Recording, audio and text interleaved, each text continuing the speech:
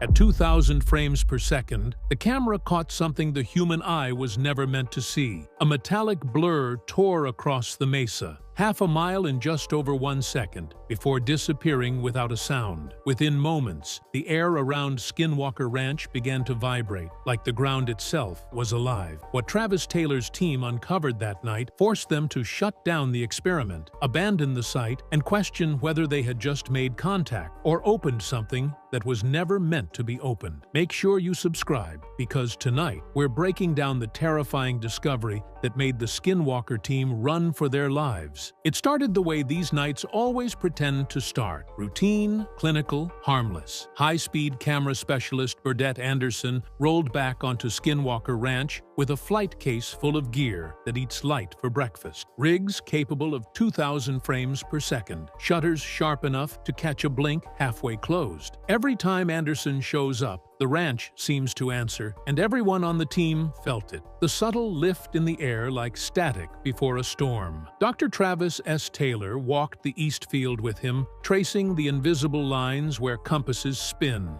drones drop, and cattle refuse to graze. The plan sounded simple on paper: synchronize rockets, tone generators, and high-speed optics. Then let physics do the talking. Out here, physics doesn't talk. It whispers, and sometimes it lies. They laid the grid like a surgeon preps a table. Cables snaked across frost-stiff grass, tripods locked, telemetry linked to the command trailer. The cattle formed a nervous crescent at the fence line, watching as if they knew the script better than the scientist. First pass, baseline measurement, clean. Second pass, micro-anomalies jittering at the edges of the spectrum. Nothing you could swear to in court. Everything you'd remember in a nightmare. Anderson framed the mesa, field of view across the whole ridge, he murmured, then checked time code against the rocket ignition cue. The countdown cut through the cold. Fire, smoke, a needle of light stitching the sky. For a heartbeat, nothing. Then every monitor hiccuped just once, like the ranch had taken a breath. On playback, the room fell silent.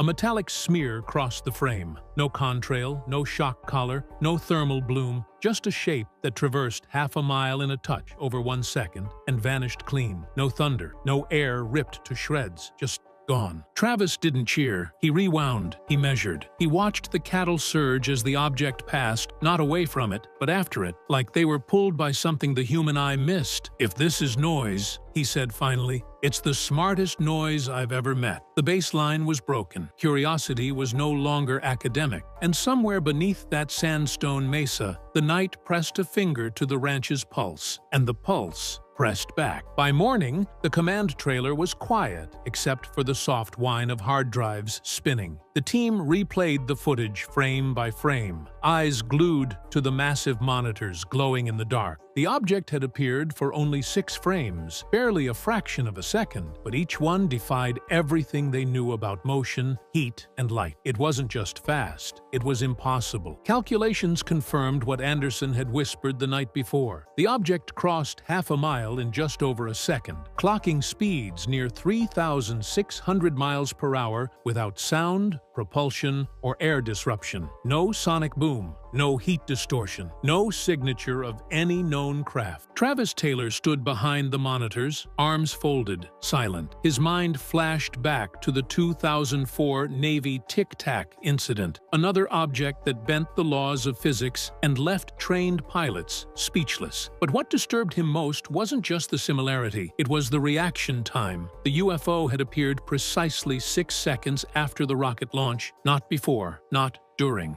after. "It's responding," he muttered. "It's waiting for us." They ran the footage through spectrographic filters. No chemical trails, no reflective surfaces. The anomaly absorbed light, leaving a hole where color should have been. "It's frictionless," Eric Bard noted quietly. "Whatever that thing is, it's moving through space without touching it." The phrase sent chills through the team. Outside, the Geiger counters ticked higher. The electromagnetic sensors near the mesa pulsed in the same rhythm as the rocket telemetry. 3 beats, pause, 3 beats. The pattern had returned. Travis leaned over the console, jaw tight. "That's the same signal we picked up during last year's anomaly." The air around the trailer grew heavy, like static before a lightning strike. For the first time, they weren't just observing the phenomenon was observing them. Something above or beneath the mesa had recognized their presence and was now playing by its own rules. And Travis knew that once you get its attention, Skinwalker Ranch doesn't stop watching. By dusk, the team's curiosity had boiled into determination. They weren't content just to analyze the footage. They wanted to provoke a reaction. If the anomaly had responded to the rocket, what else could make it appear? Dr. Travis Taylor proposed pairing another launch with a range of tonal frequencies, broadcasting specific sound waves into the atmosphere to test for interaction. If this thing is intelligent, he said, we'll see it adapt. It wasn't arrogance, it was obsession. Out here, you learn that every answer drags 10 new questions behind it. Burdett Anderson set up his high-speed cameras again, each one pointed directly toward the mesa. Their lenses shimmered under the moonlight, catching the faint red glow of the recording indicators. The crew checked signal integrity, frequency generators, and launch synchronization one last time. Then, standing amid the hum of machinery and desert silence, they began the countdown. 3, 2, 1, ignition.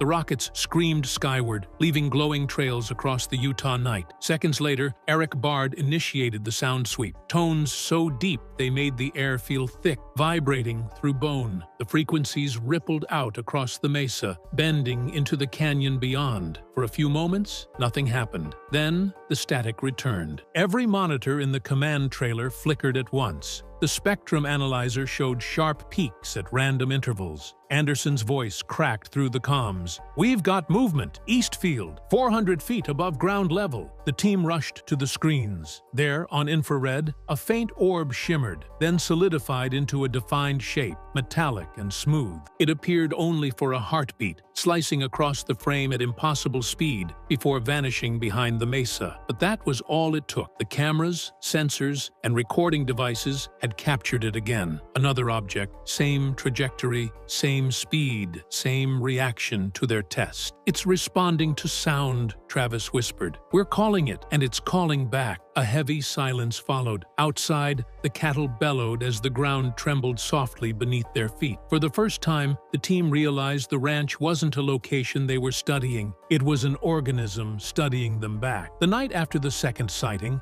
the air around the ranch hung unnaturally still. The usual desert wind had died, leaving behind a silence so deep it pressed against the eardrums. Every sensor was calibrated, every instrument armed. They wanted to repeat the phenomenon, prove it wasn't coincidence. At exactly 9:03 p.m., Eric Bard powered up the tone generator again, cycling through a sweep of frequencies that climbed higher and higher. Within seconds, the hum became physical, a low vibration crawling up their legs and into their chests. At first, the vibration was faint, like the earth was exhaling. But then, something changed. The ground under the east field began pulsing rhythmically. 3 beats, a pause, 3 beats. The same coded pattern they'd captured on the electromagnetic spectrum now rippled through the dirt itself. Kill the tone, Travis ordered. Eric cut the generator, yet the vibrations didn't stop. Monitors flashed red as seismographs spiked across every channel. The team scrambled to check their equipment, but everything was operating normally. The tremors weren't mechanical, they were environmental. It's echoing back at us,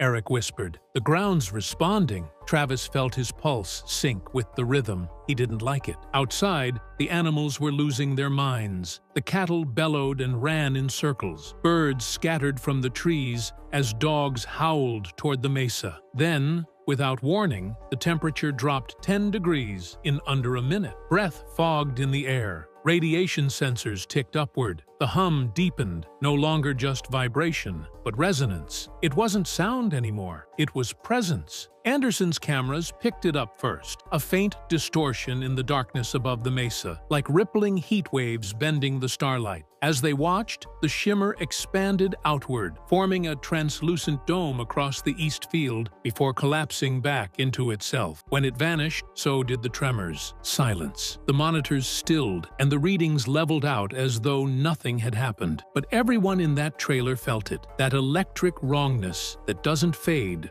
when the data ends. Travis looked out into the dark and said, "We didn't start a reaction. We woke one up." The following morning, Exhaustion hung over the team like a fog. Coffee cups, radiation charts, and still frames littered the control room. No one spoke much. The memory of the ground moving under their boots was still too fresh. As they reviewed the data, local historian Thomas Winterton entered quietly with a handful of old records, maps, tribal accounts, and journals collected from the nearby Ute reservation. "You should hear this," he said. He explained that long before settlers arrived, the Ute people had forbidden this land. They called it a gateway, guarded by what they described as beings of smoke and shadow. In some of the oldest stories, the medicine men spoke of sound gates, tones and chants that could open invisible doors across the mesa. Frequencies weren't technology to them, they were ritual. Those who misused them, the elders said, vanished into the light. As Thomas read, Eric compared the numbers. "Our frequency sweep last night peaked at exactly 192 hertz. Thomas paused, then showed him a line from an 1800s translation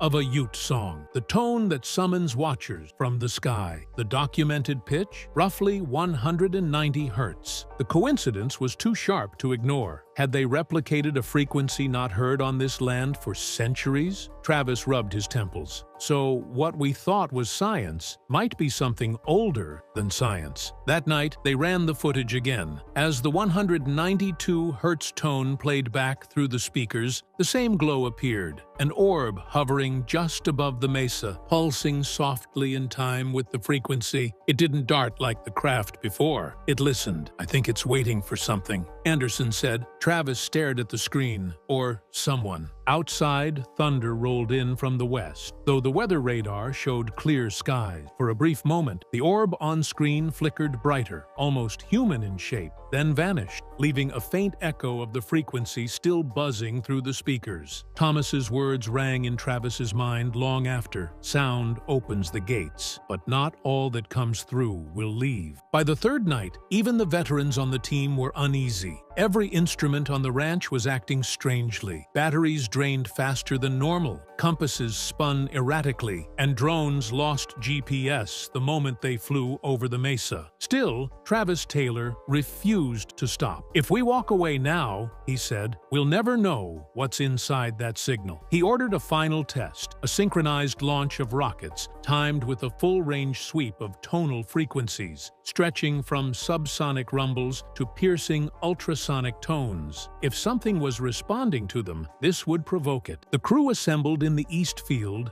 under a colorless moon. The desert felt wrong, still, tense, like the earth was holding its breath. Anderson set up the 2,000 frames per second cameras, while Eric fine-tuned the tone generator. "We'll push through every band, one after another," he said. "If something's waiting, it'll show itself." Travis gave the nod. 3, 2, 1. Launch! The rockets tore upward in a blaze of light, vanishing into the black. The sound generator kicked in, the frequencies crawling up through the air like invisible fingers. Seconds later, every monitor flashed white. "Contact!" Eric shouted. On thermal view, a massive object shimmered above the mesa, oval, rotating, faintly translucent. The team watched in stunned silence as it drifted across the horizon. Then, the laser tracking system glitched. "The beams are bending," Anderson said. The live feed showed the targeting lasers curving upward, defying every law of optics. The object pulsed 3 times, paused, then 3 more, mimicking the code they'd seen all week. "It's signaling," Travis whispered. A blinding flash followed, and the power cut instantly. For 20 full seconds, they sat in darkness. The only sound, the distant howling of coyotes and the ticking of cooling metal. When the lights flickered back on, the object was gone. But the radiation detectors had recorded a spike, short, intense, and concentrated directly over the mesa. Travis exhaled, barely audible. "We didn't see into the sky tonight," he said. "The sky opened and looked back at us." The following day, the ranch was silent. No wind, no birds, not even the buzz of insects. It was as if the land itself was holding its breath. The crew gathered in the command trailer, reviewing what little data survived the blackout. But the deeper they dug, the stranger it got. Files corrupted mid-transfer. Cameras had recorded when no one pressed record. One frame, frozen in static, showed tall shapes, thin, towering figures standing on the mesa ridge, half obscured by the haze. For a full minute, no one spoke. Travis Taylor zoomed in slowly, pulse quickening. "Those aren't artifacts," he muttered. "That's depth, that's real distance." But before they could analyze further, the power flickered again. A low, pulsing hum filled the room, the same rhythm they'd been hearing for weeks. 3 beats, pause, 3 beats. Eric grabbed the radiation monitor. The readings were climbing fast. "We're in a spike again," he warned. Then one of the crew, Anderson's assistant, collapsed, clutching his ears and screaming,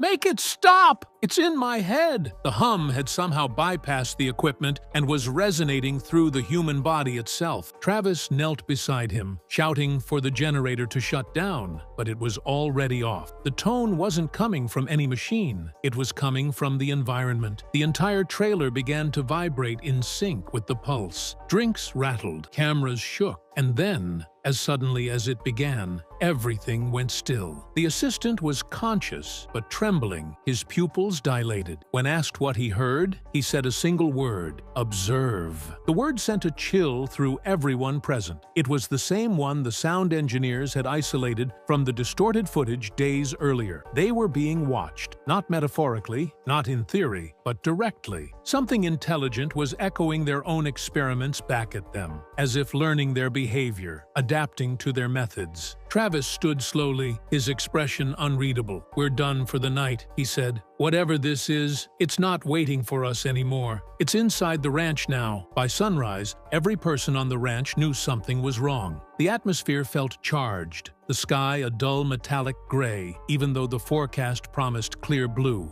The tone, the pulse that haunted their data, hadn't stopped overnight. It was faint, buried under the wind, but every few seconds the ground gave a subtle shudder, like a heartbeat deep beneath the soil. Nobody was sleeping. Nobody was eating. Travis Taylor gathered the team in the command trailer, his face drawn and pale. "We're standing on something that's alive," he said quietly, "and it knows we're still here." While they debated one last scan before leaving, the monitors began to flicker. The seismic sensors lit up across the entire east field. The tremors weren't random. They were forming a pattern. Eric Bard leaned over the display. "3, pause, 3, he said, voice shaking. "It's communicating again." The moment he finished, the main trailer lights dimmed, and a deep, resonant vibration rattled every metal surface. Outside, the dogs began barking, and the cattle stampeded toward the fence line. Anderson sprinted to his cameras, shouting that the lenses were picking up heat signatures above the mesa. Through the thermal scopes, glowing orbs flickered across the horizon, 3 in a perfect line, pulsing in unison. Then, as they watched, a 4th appeared directly above them.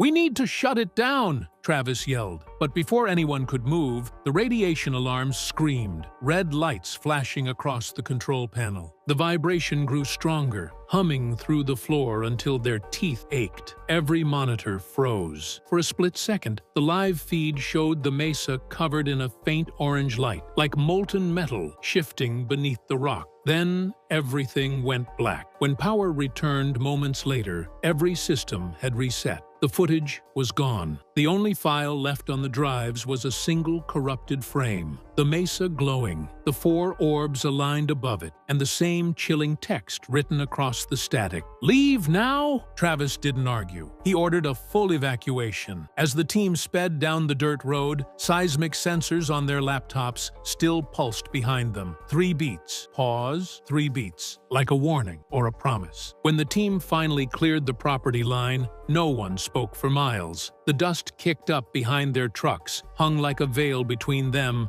and whatever they had just awakened. It was only once they reached the highway that Travis Taylor finally pulled over. The instruments in his truck were still chirping, soft, rhythmic spikes in radiation every few seconds. 3 pulses, a pause, 3 pulses. The signal had followed them. Over the next few days, the aftermath grew stranger. The hard drives recovered from the command trailer were mostly blank, overwritten by white noise. But buried inside the static, Anderson found something he couldn't explain. At precisely 2:11 a.m., the same moment the evacuation began, A new file had appeared on every device simultaneously. No one had created it. It contained a single frame of video, a faint sphere hovering above the mesa, glowing in bursts of orange and white, surrounded by what looked like geometric runes carved into the air itself. The file's metadata listed its origin as unknown system. Meanwhile, the ranch refused to settle. Local ranchers reported seeing silent lights drifting over the valley that week. Residents in nearby Roosevelt claimed to hear a low, mechanical hum vibrating through their homes at night. One even described her cattle refusing to enter the pasture, as if they sensed the echo of something buried deep beneath them. Back in Utah, Travis gave a private debriefing to Brandon Fugel. He looked exhausted, hollowed out by sleepless nights. "We didn't trigger a reaction," he said. "We proved there's intelligence behind it. It's using us to communicate. With who? I don't know." He paused before adding, "But whatever's under that mesa, it isn't done."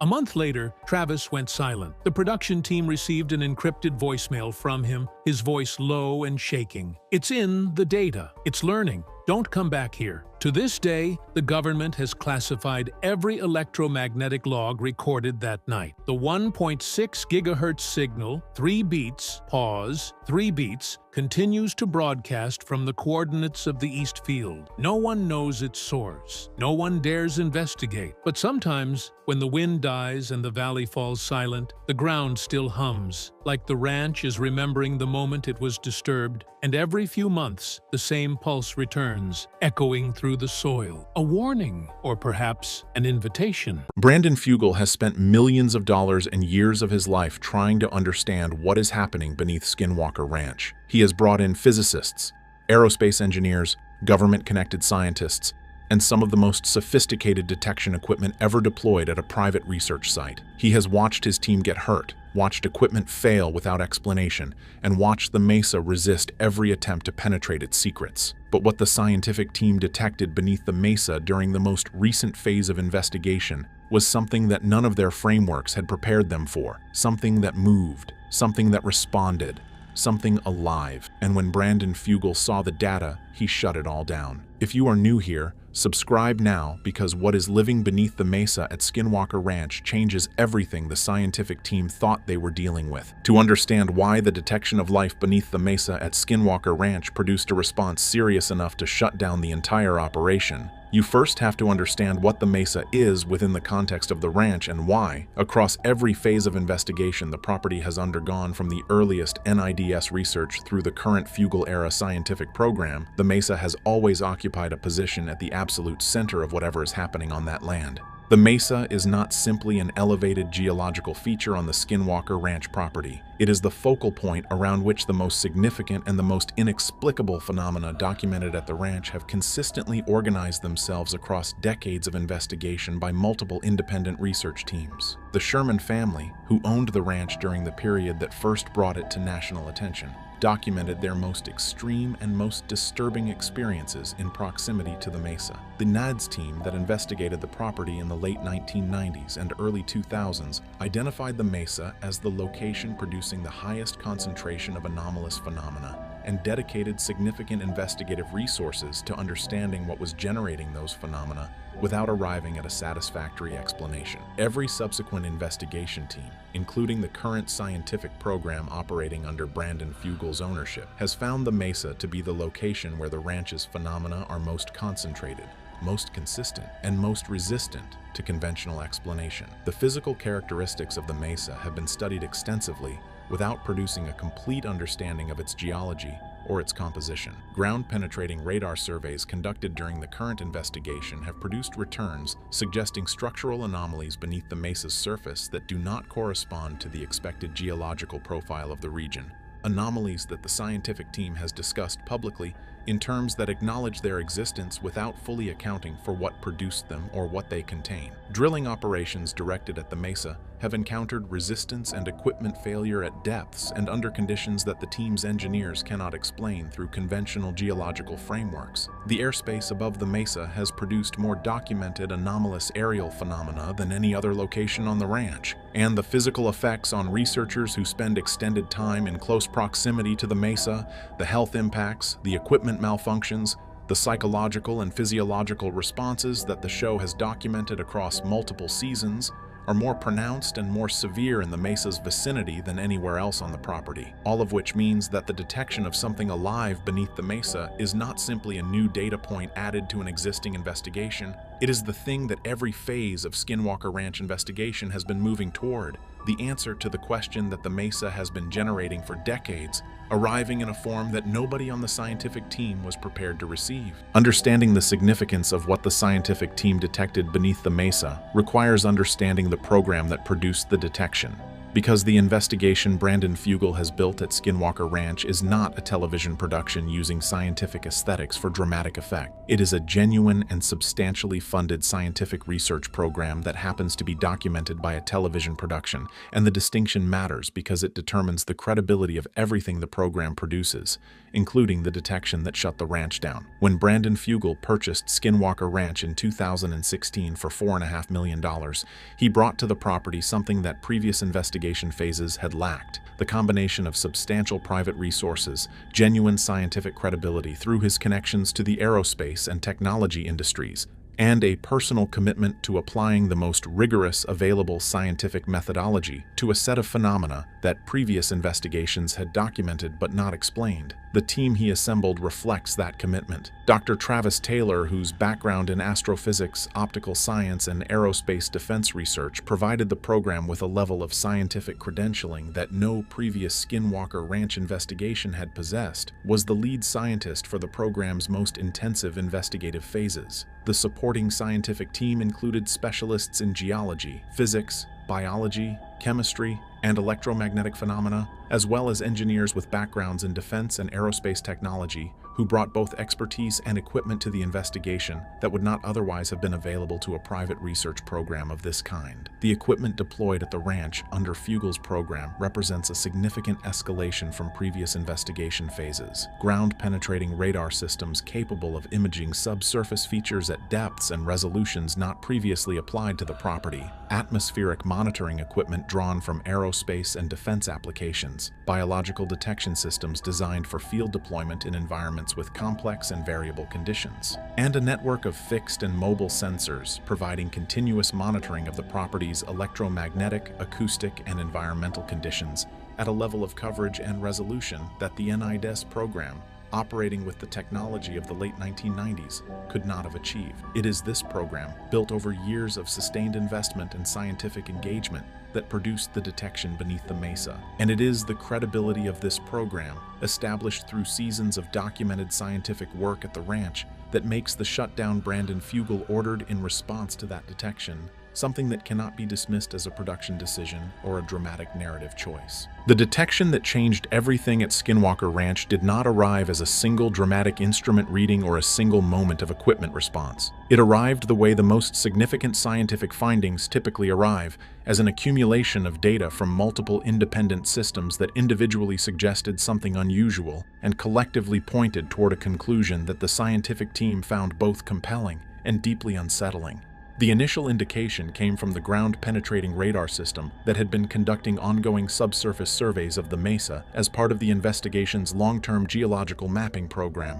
A survey pass conducted during the most recent phase of investigation returned data showing a subsurface anomaly at a depth consistent with the structural irregularities documented in previous surveys, but with a characteristic that had not appeared in prior data. The anomaly was not static. The returns showed a feature that had changed position between successive survey passes, conducted at intervals that the geological team assessed as too short for any known geological process to account for the degree of positional change recorded. Something beneath the mesa had moved. The geological team's initial response was to treat the finding as an instrument artifact, a malfunction or calibration error in the survey equipment, and to run the survey again with recalibrated instruments before drawing any conclusions. The repeat surveys did not resolve the anomaly.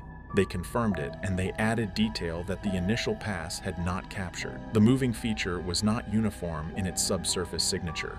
It had a boundary, a defined edge that distinguished it from the surrounding geological material in a way that suggested an object or a mass rather than a fluid or gaseous pocket. And its movement between survey passes was not random. It had direction, and across multiple successive surveys, that direction was consistent, suggesting displacement along a trajectory rather than diffuse shifting in response to environmental pressure. When the radar findings were cross-referenced with data from the biological detection systems that had been operating continuously in the mesa's vicinity, the picture that emerged was one that the scientific team found genuinely difficult to process. The biological sensors had been recording environmental data throughout the period covered by the radar surveys. When that data was reviewed against the timeline of the subsurface anomalies' movements, correlations emerged that the team's scientists assessed as statistically significant. The biological sensor readings elevated during periods corresponding to the anomalies' detected movement, not slightly, substantially and repeatedly, across multiple instances in the data record, with a consistency that the team's statisticians found could not be attributed to coincidence or environmental noise. Something beneath the mesa was moving, and when it moved, the biological detection equipment responded as if something alive was responsible for the movement. The response of the Skinwalker Ranch scientific team to the data produced by the mesa detection was not immediate alarm or immediate shutdown. It was the methodical and disciplined process of scientists who have spent years operating in an environment that consistently produces data that resists explanation, and who have learned, through that experience, to subject anomalous findings to the most rigorous available scrutiny before drawing conclusions. The first response was verification. Every instrument that had contributed data to the anomalous finding was tested, recalibrated, and run through independent diagnostic assessment to rule out equipment malfunction as an explanation. The ground-penetrating radar system was checked against known reference targets to confirm its spatial accuracy and its positional consistency. The biological detection equipment was calibrated against known environmental inputs to establish that its elevated readings during the anomaly periods were not the product of instrument drift or environmental interference. The data processing and analysis pipeline was reviewed by the team's software and engineering specialists to confirm that the correlations identified between the radar data and the biological sensor data were not artifacts of the analytical method. The verification process took time and was conducted with a thoroughness that reflected both the seriousness of the finding and the scientific team's awareness that a conclusion of this magnitude required the complete elimination of conventional explanations before it could be taken seriously. When the verification process was complete, the conventional explanations had been eliminated. The anomaly was real. The movement was real. The correlation between the movement and the biological sensor response was real. What remained, after every instrument check and every analytical review, was data describing something beneath the mesa at Skinwalker Ranch that was moving with direction and consistency, and whose movement was accompanied by biological sensor responses that the team's scientists could not account for through any mechanism other than the presence of a living organism at the depth and location the radar data indicated. That conclusion was presented to Brandon Fugel. His response was immediate. He reviewed the data personally, asked the scientific team to walk him through their verification process, confirmed that the conventional explanations had been thoroughly excluded, and then made the decision that the data required. He shut the investigation down. The decision Brandon Fugel made when the scientific team presented him with the mesa detection data was not a simple decision, and understanding it fully requires understanding both what the data showed and what Brandon Fugel's relationship to the ranch, to the investigation, and to the responsibility of ownership actually is. Brandon Fugel is not a person who shuts things down easily or without substantial cause. He is a businessman of considerable success, accustomed to making decisions under conditions of uncertainty and to proceeding with complex and high-stakes endeavors when the evidence supports doing so. He purchased Skinwalker Ranch over the objections of people in his professional circle who thought the acquisition was irrational. He has continued to invest in its investigation through seasons of findings that raised more questions than they answered, and through personal experiences on the property that he has described as genuinely disturbing. He has watched members of his scientific team suffer health effects from their work at the ranch and has continued the investigation. He is not someone who stops because things are difficult or because the findings are uncomfortable. What the mesa detection data presented him with was something different from discomfort or difficulty. It presented him with a direct implication about what the investigation was dealing with beneath the mesa, an implication that changed the risk calculus for every person operating on the ranch in a fundamental way. If something alive is moving beneath the mesa at the depth and scale the data suggested, the investigation's existing safety protocols were built around an incomplete understanding of what those protocols needed to protect against.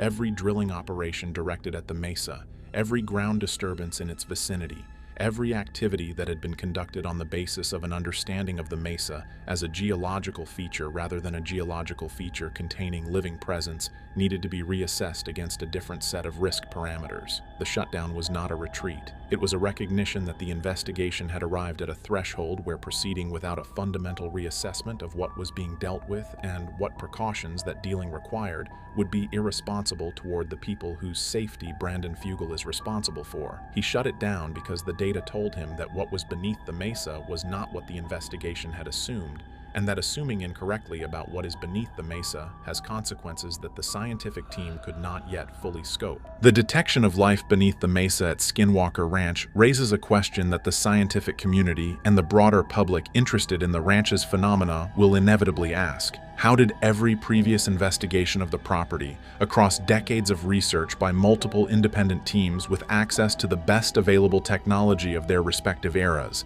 miss something that the current program found? The answer to that question is not simple, and it is not flattering to the idea that the previous investigation phases were comprehensive in their scope or their methodology, but it is also not a reflection of incompetence or carelessness on the part of the researchers who conducted them. The NIDES program that investigated the ranch in the late 1990s and early 2000s was operating at the frontier of applied paranormal and anomalous phenomena research with the technology and the methodological frameworks available at that time. The ground-penetrating radar systems available to that program were less capable than the current program's equipment in their depth penetration, their spatial resolution, and their ability to detect subtle changes in subsurface features over time. The biological detection capabilities available to NIDS were not designed for the specific application of detecting biological presence at depth in a complex geological environment. The program documented extraordinary things. It established the foundational evidentiary record for the current investigation to build on, but it was not equipped to find what the current program found, and the absence of a finding is not evidence of an absence. The Sherman family, who preceded NIDS and whose experiences on the property remain the most visceral and the most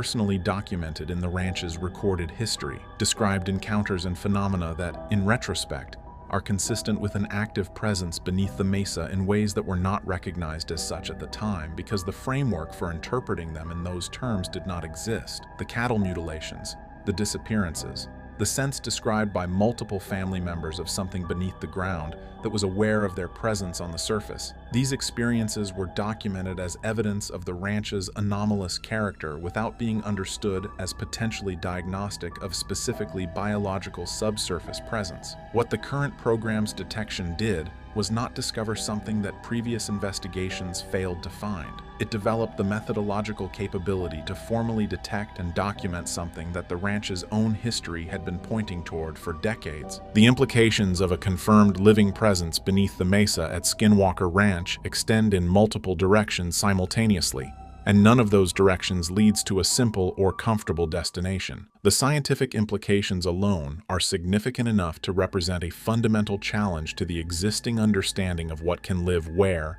at what depth, under what conditions, and with what relationship to the surface environment directly above it. The depth at which the detection data places the anomalous biological presence is not a depth at which any known organism of the implied scale is documented to exist in the geological context of the American interior. Known subterranean life at significant depth consists of microbial communities, insects, and small invertebrates occupying cave systems and groundwater environments, none of which produce the scale of biological sensor response or the subsurface displacement profile that the mesa detection data describes. Whatever is living beneath the mesa, if the scientific team's interpretation of the data is correct, is something that the existing biological and geological literature has no category for, and the absence of that category is not a minor gap. It is a hole in the scientific understanding of what is possible in the natural world large enough to require a significant and sustained revision of multiple fields of research simultaneously. The implications for the ranch's documented history of anomalous phenomena are equally significant. If there is a living presence beneath the mesa, the phenomena that have been documented above it for decades, the equipment failures, the health effects on researchers, the atmospheric anomalies, the aerial phenomena concentrated in the mesa's airspace, become potentially explicable as the surface manifestations of an active subsurface biology rather than as independent and unconnected anomalies. The mesa would not be the location where Skinwalker Ranch's phenomena are most concentrated because of some abstract property of the geography. It would be the location where they are most concentrated because something living there is generating them, either directly through its biological processes or indirectly through whatever mechanisms it uses to interact with the environment above it. That reframing changes the entire investigative program. It changes what questions the investigation should be asking, what evidence it should be prioritizing, and what the goal of the investigation actually is. Because understanding a geological and electromagnetic anomaly is a different project from understanding a living organism that has apparently occupied the space beneath the mesa for a period of time that the investigation has not yet been able to determine. The public statement Brandon Fugal has made about the mesa detection and the shutdown of the investigation is carefully bounded. He has confirmed that the scientific team found something significant. He has confirmed that the findings prompted him to halt the current phase of investigation. He has framed the shutdown in terms that acknowledge the seriousness of what was detected, without fully characterizing what the detection showed or what the scientific team's interpretation of the data concluded. The gap between what he has said publicly and what the people close to the investigation know he knows is a gap that those who follow Skinwalker Ranch closely have learned to read carefully, because Brandon Fugal is not a person given to understatement, and when he is understating, the distance between what he is saying and what he knows is itself a measure of how significant the undisclosed information is. The people close to the investigation describe a Brandon Fugal who has not simply been shaken by the mesa detection data in the way that a dramatic and unexpected scientific finding shakes someone. They describe a man who has been processing a specific and detailed understanding of what the data implies, and who has been doing that processing against the backdrop of everything he has personally witnessed and experienced at the ranch across years of ownership. Brandon Fugal has had experiences on the Skinwalker Ranch property that he has not fully disclosed publicly. He has been deliberately measured in what he shares about his personal encounters at the ranch, more measured than the members of his scientific team who have spoken more openly about the effects the property has had on them.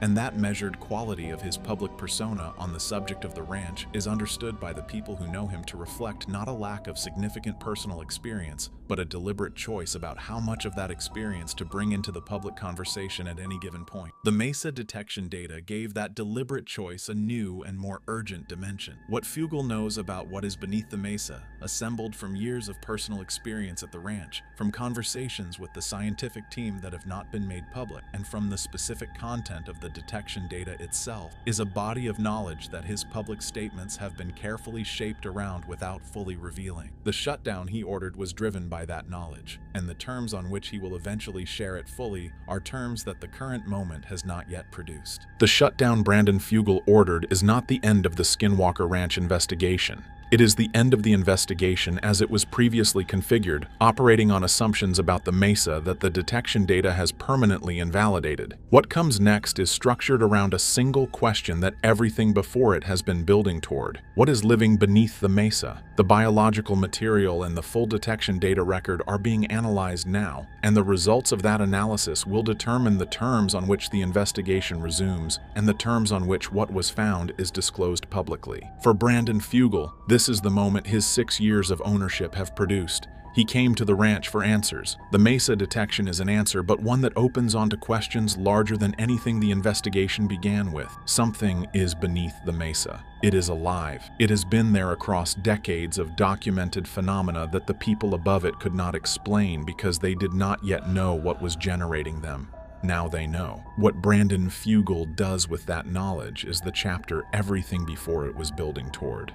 Skinwalker Ranch owner Brandon Fugal finally addressed the moment that nearly ended the investigation for good. In a rare unscripted statement, he admitted there was a point during excavation beneath the mesa when the team encountered something so unnatural, so reactive, that he immediately ordered the dig to stop. According to Fugal, the discovery posed unpredictable consequences and should have never been disturbed. Camera feeds were cut, thermal data confiscated, and the area sealed, Subscribe for the full breakdown, because what he just revealed changes everything. For months, the team at Skinwalker Ranch monitored unexplained interference patterns beneath the southern edge of the mesa, patterns that didn't match naturally occurring geological movement or standard electromagnetic fluctuation. The sensors, buried across multiple depth points, began registering rhythmic pulses at precise intervals, almost like something cycling or responding from below. At first, it was shrugged off as instrumentation error. But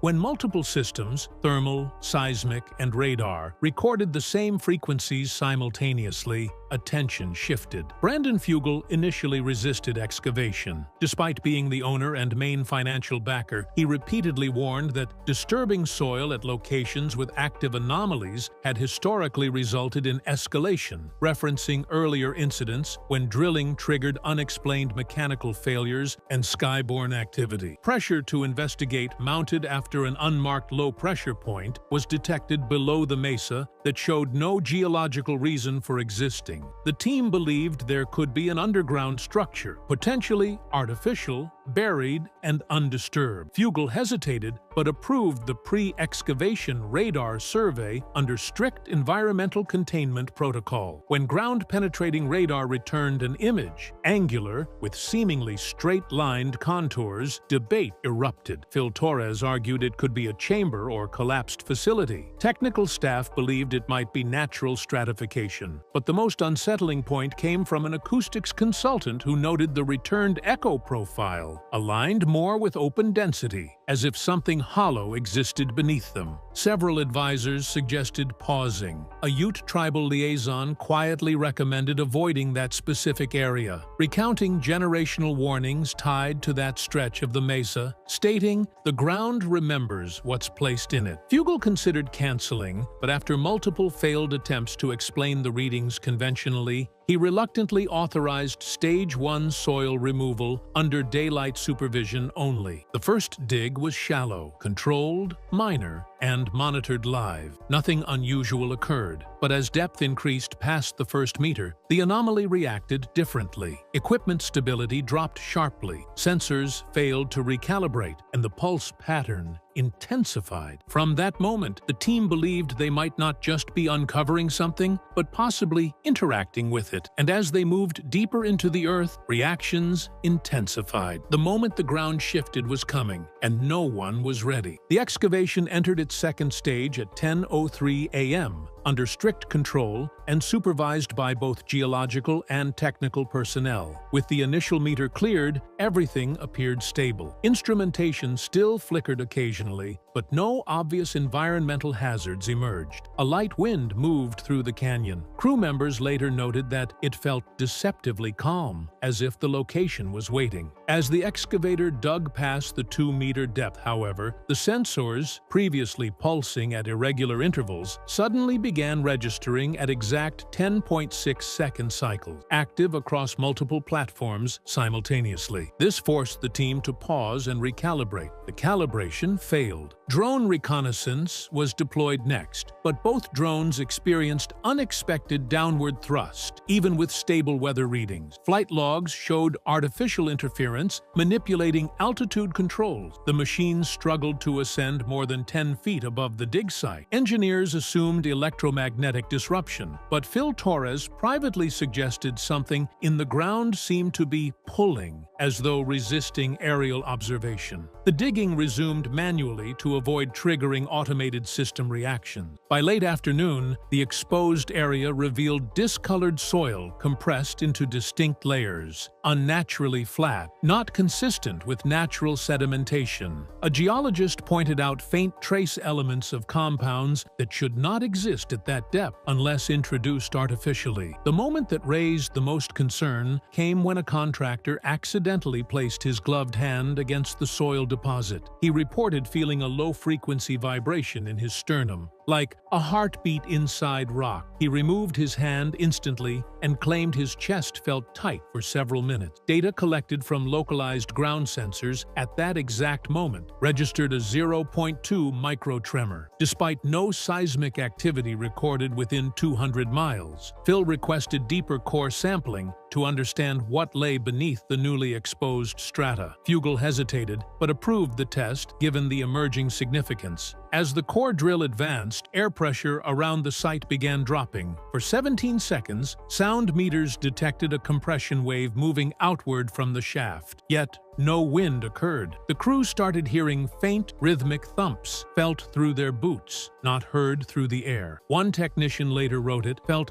like being above something, breathing. They kept digging. None of them understood that what they were encountering wasn't being uncovered. It was responding. And within hours, the first truly alarming shift would take place. Because when night fell over the mesa, the ground itself began to move. Dig operations had ceased for the evening at precisely 6:48 p.m. While surface-level conditions remained outwardly stable, multiple team members had filed quiet concerns about prolonged internal unease. The monitoring posts were left active overnight per Fugel's request, collecting ambient seismic, thermal, and radio frequency data. Just before midnight, the first alert triggered automatically on the remote surveillance terminal. What registered initially appeared as a microquake, but the pulse signature did not match geological behavior. It was too symmetrical. Data compared against ambient wave patterns suggested directional energy pulsing from below, not lateral displacement typical of seismic motion. Phil was the first to return to the dig site, arriving with a field technician. The air was unnaturally still. Visual observation showed no shifts on the surface, but when logging sonar returned, what they saw was described as subsurface volumetric fluctuation, a slow uplift followed by a subtle release, spaced exactly 11 seconds apart, as if the Earth itself were exhaling and inhaling. Jessica arrived moments later and noted the ground felt slightly warm, despite temperature drops at night. Instrument readings showed a localized heat difference of 4.2 degrees, confined to a 21-foot radius directly around the excavation pit. The team activated ground microphones to isolate the source of the pulses. What came through was unlike anything logged on previous investigations. Instead of chaotic interference or audio warping, the signal was uniform, repetitive, like coded vibration. A field acoustic analyst later noted it resembled resonance intended to stabilize mass, not disperse it. Moments later, one of the stabilization sensors collapsed inward, falling into the hole despite being securely staked outside the cut line.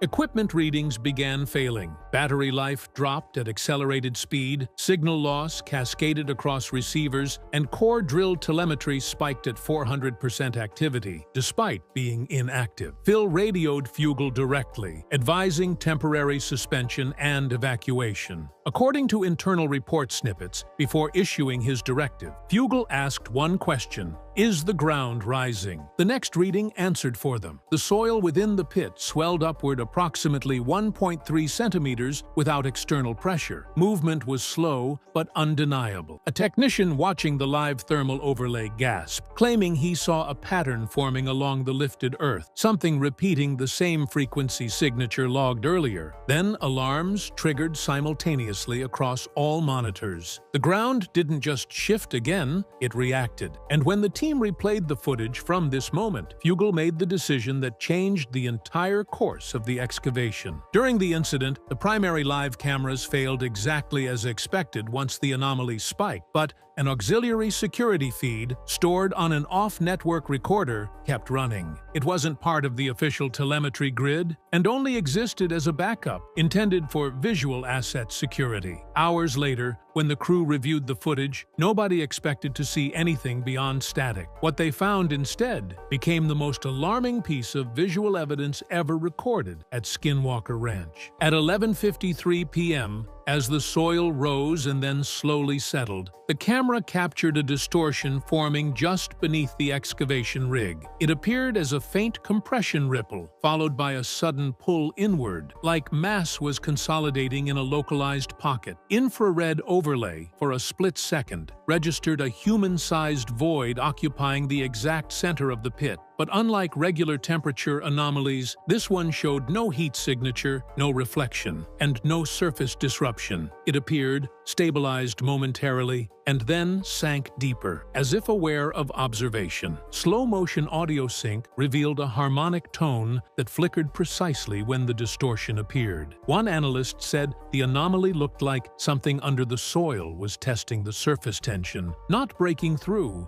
just applying pressure. When replayed with contrast enhancement, it appeared that faint branching cracks formed cyclically in the dirt, not random patterned, suggesting controlled stress. That's when Brandon Fugel, watching remotely, uttered the words later repeated in confidentiality. "Shut it down! We should have never dug there." The excavation officially ended in that moment, but the ground did not stop reacting. The moment the auxiliary feed was replayed and the anomaly's behavior confirmed, Brandon Fugel arrived at the control hub unannounced. Witnesses describe him as unusually calm but visibly tense, watching the footage on silent loop. After a prolonged pause, he requested the final seismic overlay. When the technician zoomed in on the subsurface displacement model, Fugel reportedly whispered, "It's zeroed in on the excavation point." Moments later, localized vibration returned, this time increasing in frequency, mirroring the exact timestamp where the technician earlier reported chest pressure. The crew noted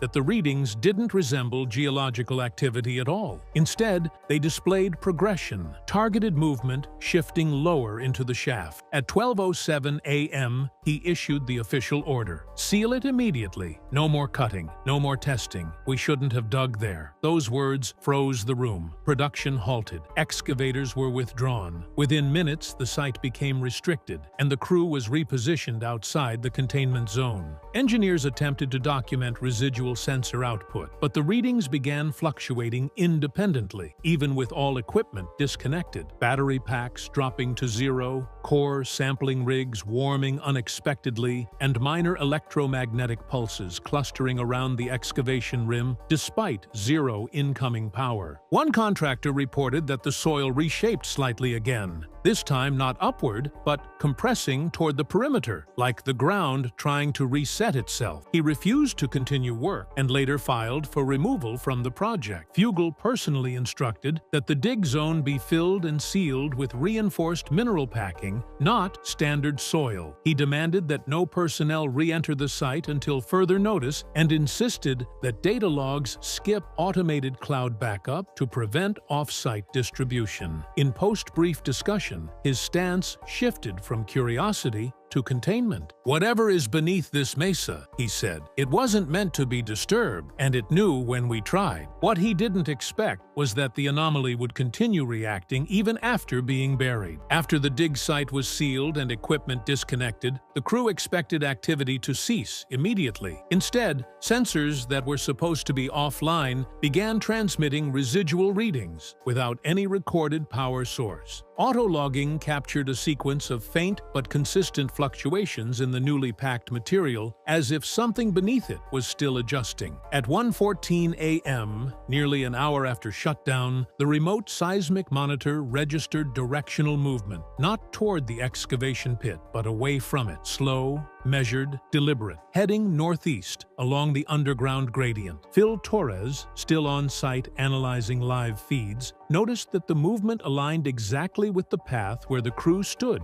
during their final minutes at the pit. Heat void signatures ran parallel to footprints captured earlier that afternoon. Forensic technicians later confirmed a 0.8-degree drop in temperature within those exact coordinates, like something was tracing the path back. One analyst noted the pattern mimicked human pacing, What alarmed the team wasn't the shift itself. It was what happened when they reviewed thermal scans from the moments after sealing. The mass didn't just move beneath the Earth. It elevated slightly, creating a spectral impression hugging the underside of topsoil. It followed where people had stood, pausing for seconds at points where crew members reported anxiety earlier in the investigation. At 1:26 a.m., a ground microphone, left unintentionally active, captured a low, gliding frequency that corresponded directly with the seismic shift. It wasn't random. The pattern matched the timing of the technician's heartbeat from the collapse event hours earlier. That's when the medical lead advised temporary withdrawal, stating, "If this thing can align to someone's physiology, we may not be at risk from proximity, but from recognition." The crew cleared the zone completely by 1:40 a.m., but the scans continued recording movement beneath the mesa. And by morning, at least one team member would admit they didn't sleep, not because of what they saw, but because of what they felt might leave the ground next. By morning, the excavation site showed no visible disturbance. The seal packing appeared intact. No instruments triggered alarms. On the surface, it looked as if nothing had happened. But the change didn't come from beneath the mesa. It came from the people who'd been closest to it. Within hours, 3 crew members reported deep chest pressure, not pain, but a sensation described as like gravity pulling into my ribs. One technician said he could still feel the rhythmic pulses they'd detected underground, even though no monitors registered ongoing anomalies. Another admitted he avoided stepping anywhere near the dig site, despite no logical reason, stating bluntly, "It feels like standing over something that remembers you were here." During medical assessment, mild tremors were observed in 2 individuals when shown footage of the excavation area. Even without sound, their heart rates accelerated in perfect sync with the timestamp where ground displacement had been detected the night before. A visiting analyst confirmed that even reviewing still images triggered physiological responses consistent with anticipation stress. No one wanted to use the word fear, but more than one admitted to feeling recognized. Psychological observations documented recurring dreams reported by 2 crew members. Both described being beneath the soil, aware of moonlight above them but unable to reach the surface. One wrote privately that they woke believing they heard the ground breathing through me. Neither returned to the mesa that day. Brandon Fugel suspended all subterranean operations indefinitely, stating that future investigations would avoid direct intrusion of ground-level anomaly. He reportedly told senior staff, "Whatever was under us, interacting with it may have allowed it to interact with us." What he didn't disclose publicly was that the anomaly had not fully receded,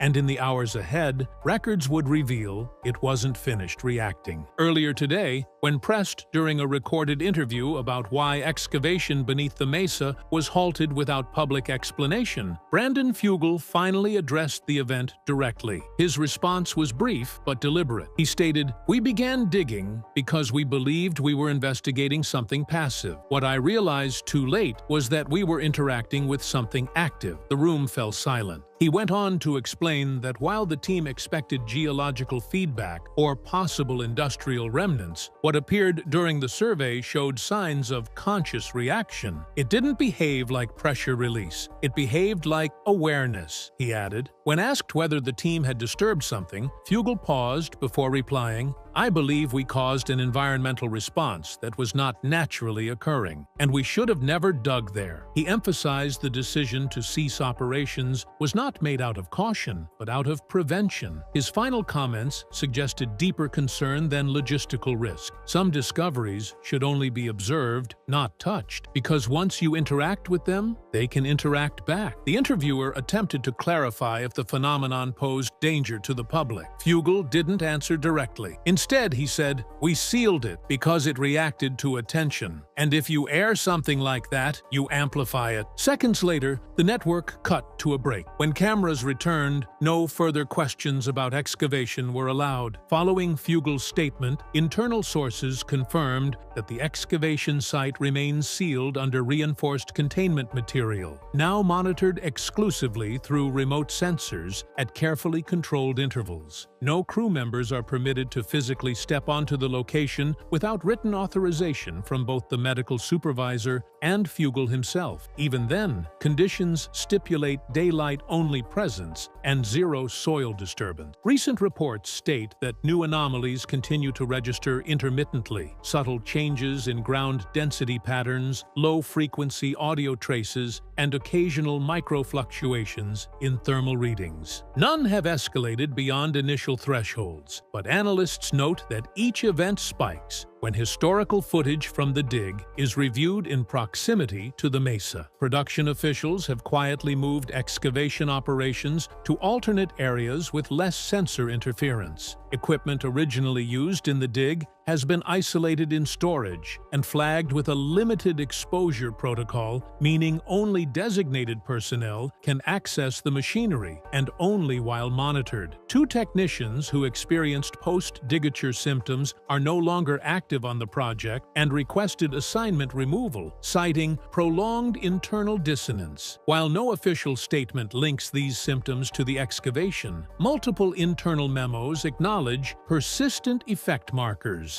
To date, there are no plans to resume digging at the site. Future investigations will rely solely on above-ground scanning and atmospheric tracking. In a closed meeting, Fugel reportedly said, "We didn't find something buried. We woke something that already knew we were here." When asked if he fears that whatever reacted underground might re-emerge, he responded, "It's still reacting. We're choosing not to provoke it further." For now, the site remains sealed. The ground is silent, but few believe it is still. And while no formal closure has been announced, those involved in the dig already understand the truth. They will never dig there again. Not because they can't, but because they shouldn't. And the deeper question now isn't what's buried under Skinwalker Ranch. It's what might already be awake beneath it. During a laser experiment on Skinwalker Ranch, crew members were physically attacked by an unknown force. Dr. Travis Taylor was thrown backward. Eric Bard collapsed with radiation exposure. Multiple injuries required hospitalization. Medical records confirm the damage.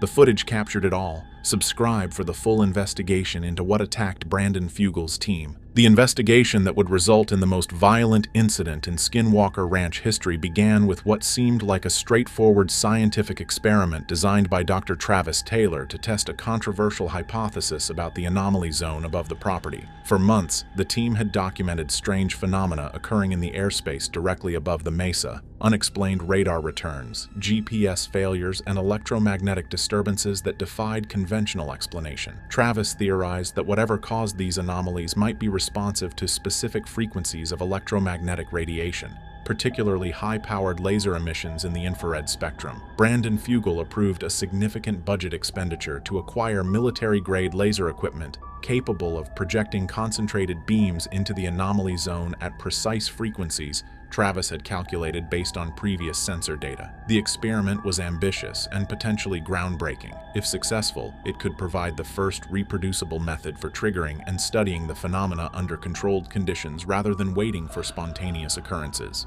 The setup took an entire day, with Travis personally overseeing the installation of laser arrays, sensor equipment, and recording devices positioned across the mesa to capture data from multiple angles simultaneously. Brandon invited additional scientific observers, including physicists and aerospace engineers, to witness the experiment and provide independent verification of results. The atmosphere was one of excitement and anticipation rather than concern. Nobody on the team believed they were doing anything particularly dangerous. They'd conducted dozens of experiments at the ranch without incident, and this seemed like just another data collection opportunity using more sophisticated equipment than previous investigations. The experiment was scheduled for early evening when atmospheric conditions were optimal and the setting sun wouldn't interfere with laser visibility. As the team assembled on the mesa and Travis began the activation sequence for the laser array, everyone felt confident this would be a routine scientific investigation that might yield interesting data. Within minutes, that confidence would be shattered as something responded to their laser emissions with immediate and violent hostility. The footage from that evening shows the exact moment when scientific curiosity crossed a boundary into genuine danger, triggering a response from whatever intelligence or phenomenon exists at Skinwalker Ranch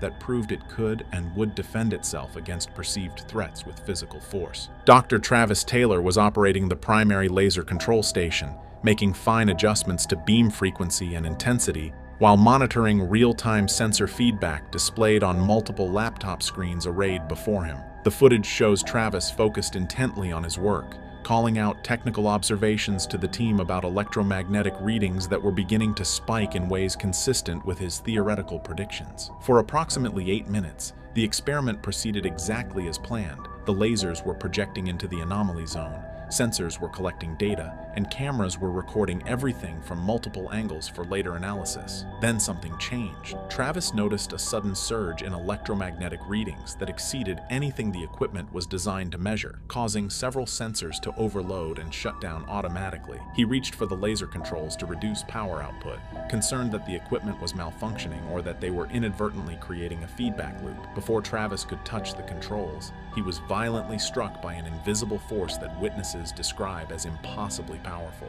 The camera footage captures the moment in disturbing clarity. Travis is standing normally one instant, then the next. He's thrown backwards several feet, as if hit by a massive unseen impact. His body leaves the ground entirely before crashing into equipment behind him, with enough force to damage the metal cases and cause Travis to cry out in obvious pain. The entire incident occurs in less than 2 seconds, but the violence and power behind whatever struck him is undeniable on the footage. Team members rushed to Travis immediately, finding him dazed and struggling to breathe from what appeared to be blunt force trauma to his chest and abdomen. When they helped him to his feet and examined him, visible injuries were already forming, dark bruising across his torso in a pattern that suggested impact from a large focused force rather than falling against equipment edges. Travis insisted he hadn't tripped or lost his balance. Something had physically hit him with tremendous power from a direction where nothing visible existed on any camera angle. Brandon Fugel made the immediate decision to shut down the laser array and secure Travis' medical attention. But before the team could begin powering down equipment,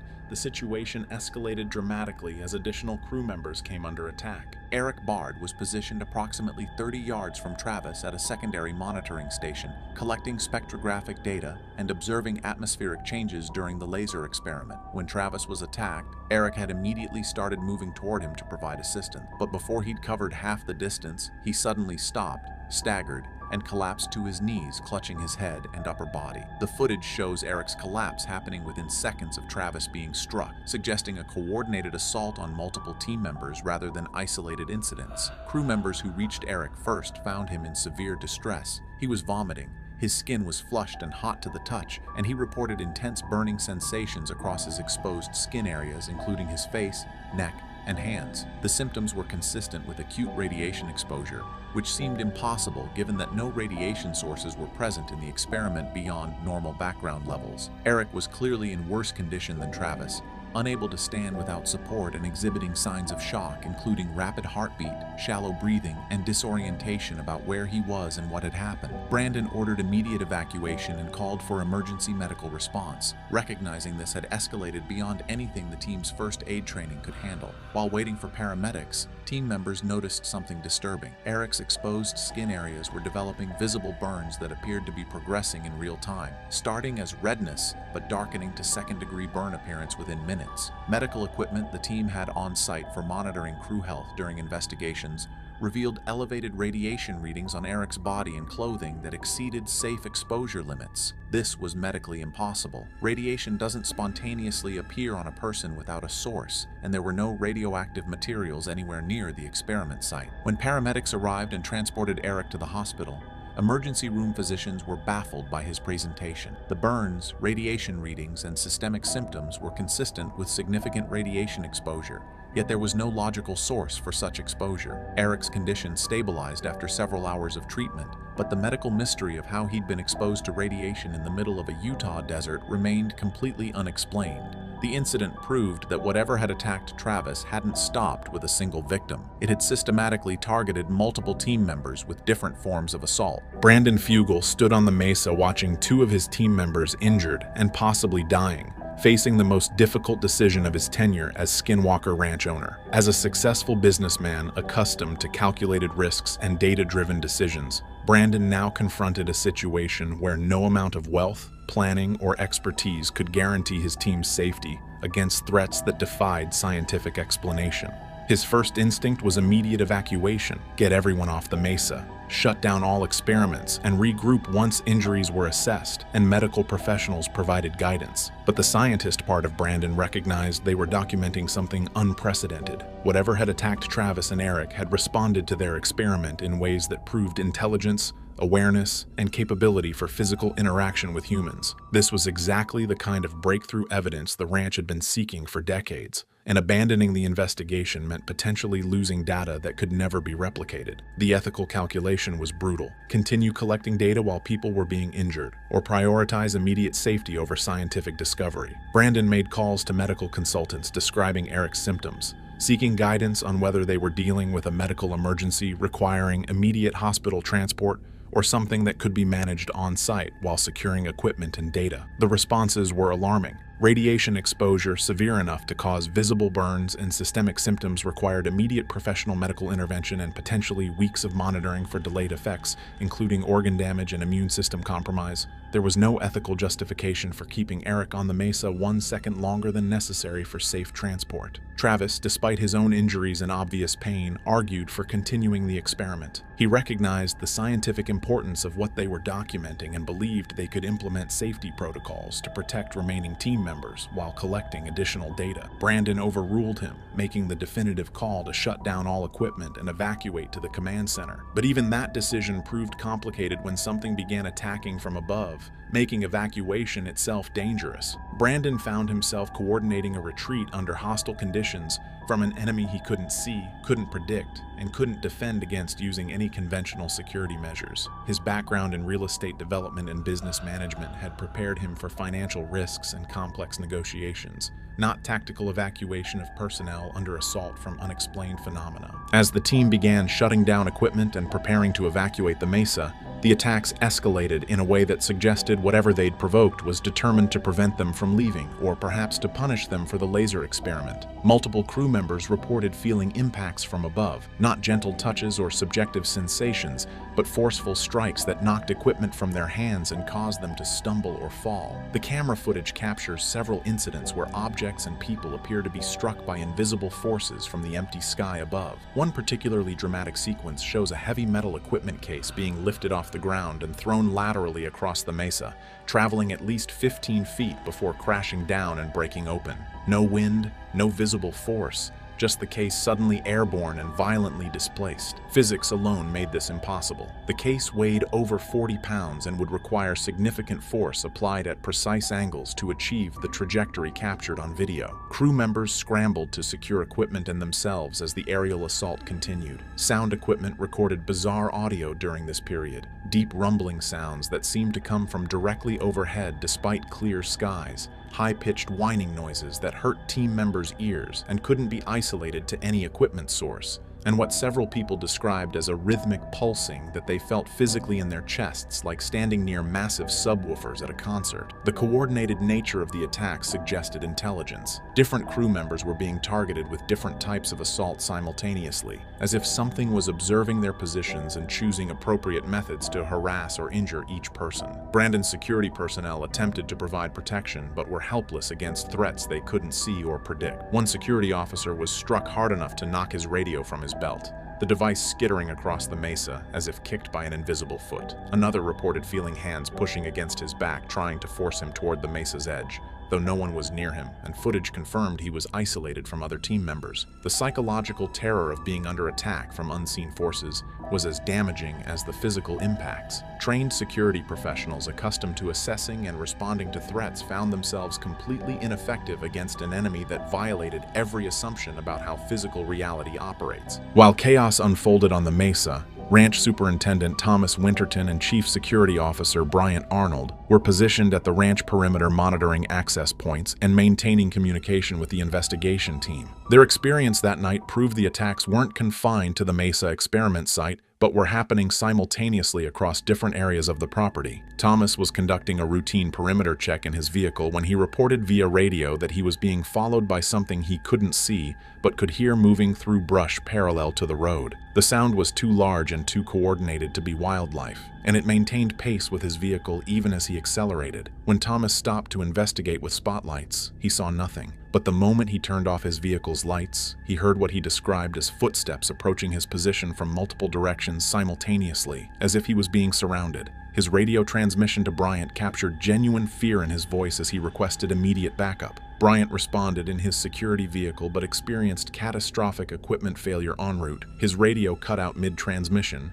His vehicle's electrical system began malfunctioning with lights flickering and engine sputtering, and his GPS navigation showed his location as somewhere over 100 miles away. Despite being on ranch property he'd driven countless times, the equipment failures left Bryant stranded and unable to reach Thomas or communicate with the command center. Both men were effectively isolated in darkness on a property where something was demonstrating hostile intent toward the investigation team. The most terrifying aspect of their experience was the physical attacks they endured while separated and vulnerable. Thomas reported being shoved hard enough to stumble while standing outside his vehicle trying to restart his radio. He felt distinct pressure against his chest and shoulders, as if invisible hands were pushing him. And when he retreated into his vehicle and turned on interior lights, he discovered fresh scratches on his arms that were bleeding and stinging. Bryant had similar experiences. Objects in his vehicle were knocked from their positions. His rearview mirror was violently twisted sideways, and he felt repeated impacts against the vehicle's exterior as if something was striking the doors and hood with considerable force. The radio eventually came back online with Bryant and Thomas both reporting to Brandon that they were under attack and requesting permission to evacuate the property entirely. The physical evidence from the Skinwalker Ranch attacks provided undeniable proof that something had caused genuine harm to multiple team members,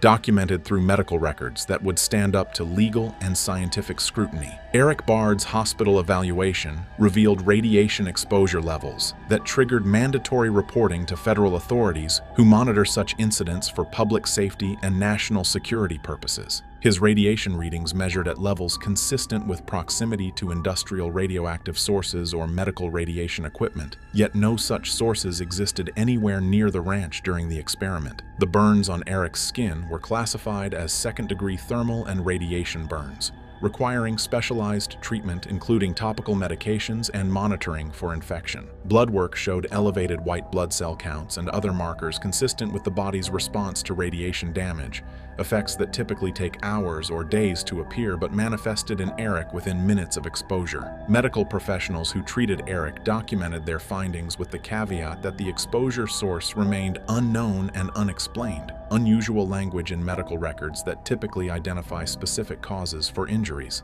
Travis Taylor's injuries were equally well documented, though different in nature. X-rays revealed soft tissue trauma across his chest and abdomen consistent with blunt force impact from a large object striking him with significant velocity. The bruising patterns were photographed and measured, showing an impact zone approximately 12 inches in diameter, centered on his sternum and spreading across his ribs. Sports medicine specialists consulted about the injuries compared them to impacts seen in football players hit by tackles or martial artists struck during full contact sparring, the kind of damage that requires substantial force delivered by something solid.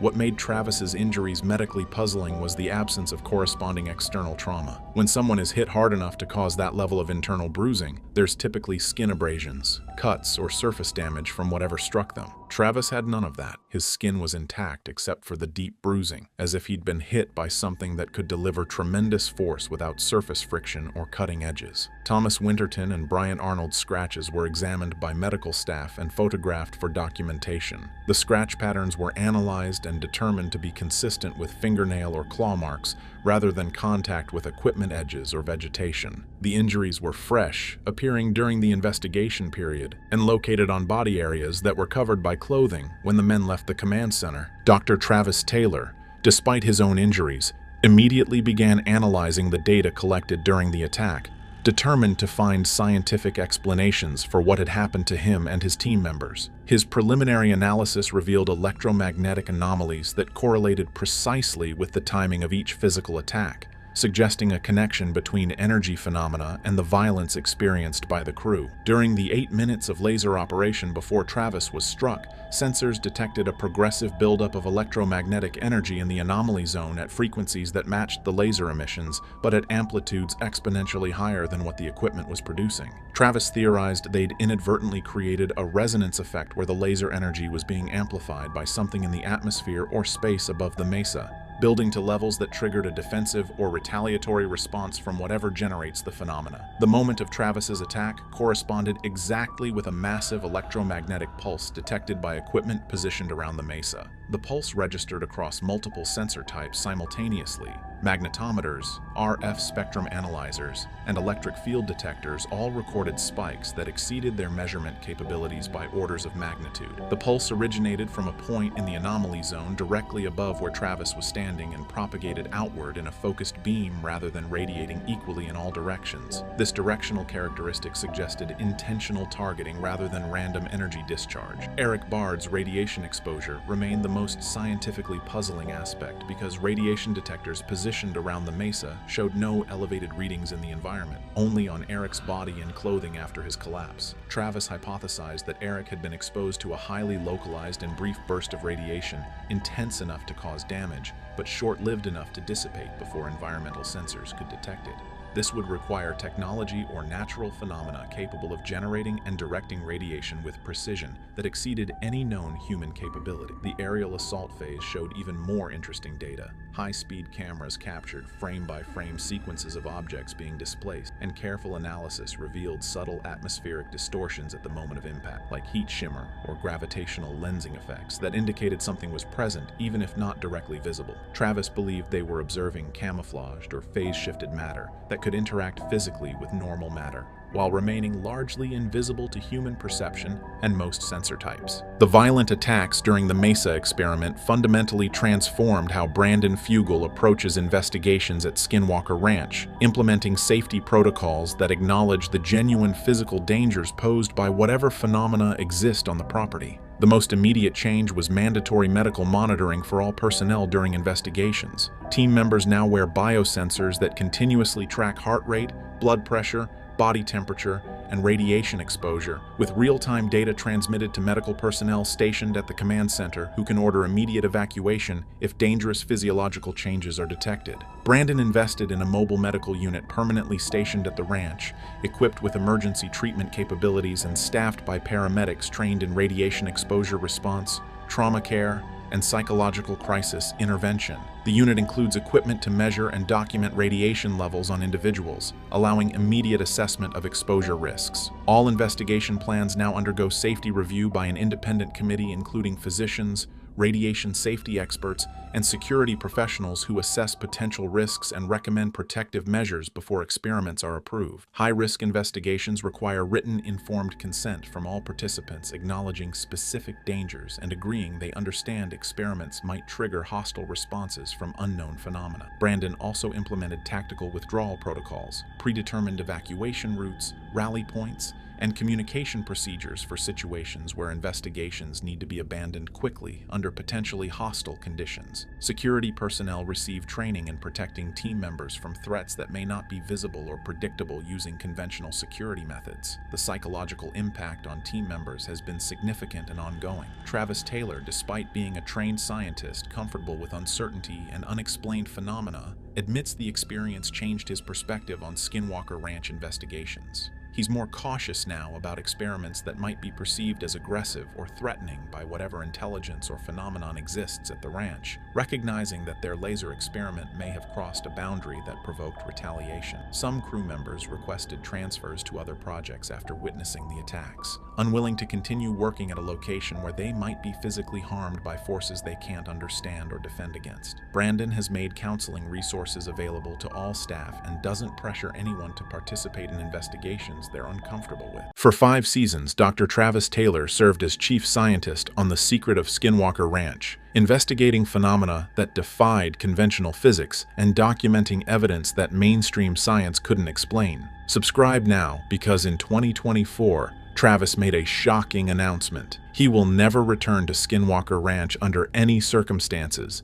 And the reason has nothing to do with contracts or scheduling. 3 hospitalizations for radiation exposure, permanent health damage confirmed by doctors, family ultimatums, classified government briefings revealing 30-year cover-ups, and psychological effects that still haunt him made the decision final. This is why Travis Taylor refuses to return to Skinwalker Ranch and what he knows that terrifies him. In March 2024, during what was supposed to be a routine podcast interview about his work on various scientific projects, Dr. Travis Taylor made an unexpected statement that sent shockwaves through the Skinwalker Ranch fan community and raised serious questions about what he experienced during 5 seasons investigating the Utah property. When asked casually by the podcast host whether he would consider returning to Skinwalker Ranch for future seasons or special investigations, Travis's response was immediate and unequivocal in ways that surprised everyone listening. He stated flatly that he would never return to Skinwalker Ranch under any circumstances, that no amount of money or scientific opportunity could convince him to set foot on that property again, and that the decision was final and non-negotiable. The firmness of his response stood in stark contrast to his usual measured scientific communication style and suggested something profound had occurred to make him draw such an absolute line. What made the statement even more notable was Travis's visible discomfort discussing the topic. According to people who watched the podcast video, Travis's demeanor changed completely when Skinwalker Ranch was mentioned. His body language became tense. He stopped making eye contact with the camera. His voice took on a flat quality, suggesting he was deliberately controlling his emotional response. And most tellingly, when the host pressed for details about why he was so adamant about never returning, Travis stated there were things he couldn't discuss publicly due to non-disclosure agreements, classified information restrictions, and personal reasons he wasn't comfortable sharing, but that anyone who had experienced what he experienced would make the same decision. This statement immediately sparked intense speculation in the paranormal investigation community about what Travis had endured that was severe enough to make a scientist known for his curiosity and willingness to investigate dangerous phenomena completely refuse to continue research at a location he had previously described as the most scientifically significant anomaly he had ever encountered. The podcast host, sensing there was a bigger story,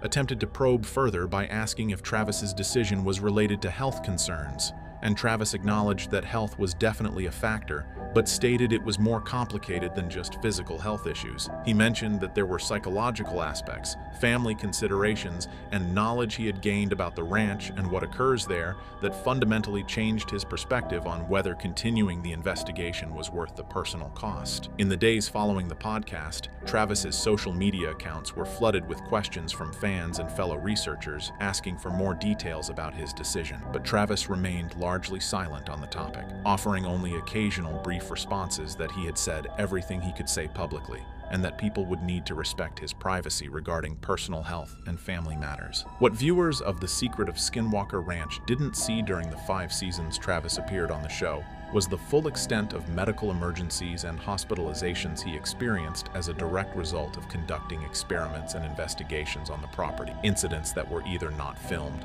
edited out of broadcast episodes, or mentioned only briefly without conveying the severity of what occurred. According to sources familiar with production and people close to Travis who have discussed his experiences, he required emergency medical treatment and hospitalization on 3 separate occasions during the 5 seasons of filming, each incident more severe than what was shown to viewers and each contributing to his ultimate decision that continuing the investigation posed unacceptable risks. The first hospitalization occurred during Season 2, following a high-energy electromagnetic pulse experiment conducted on the mesa where the team was attempting to stimulate response from the underground anomaly detected by ground-penetrating radar. Travis was operating equipment when he suddenly experienced what he later described as the worst headache of his life. Intense pressure inside his skull that felt like his head would explode, accompanied by uncontrollable nosebleeds and temporary vision disturbances including blind spots and inability to focus on objects. Emergency room physicians documented dangerously elevated intracranial pressure with measurements typically seen only in patients with brain tumors, severe head trauma, or acute infections. Comprehensive CT scans and MRI imaging found no tumors, no bleeding, and no structural abnormalities that would explain the sudden pressure spike, leaving medical professionals unable to provide explanation for the acute medical emergency. Blood work revealed Travis had been exposed to significant ionizing radiation during the experiment based on cellular damage markers and biomarker patterns. Though investigators could not identify the radiation source or explain how exposure occurred at levels sufficient to cause acute symptoms. The episode that aired showed Travis experiencing a headache and needing to sit down, but didn't convey that he had been rushed to the emergency room or that doctors documented radiation exposure.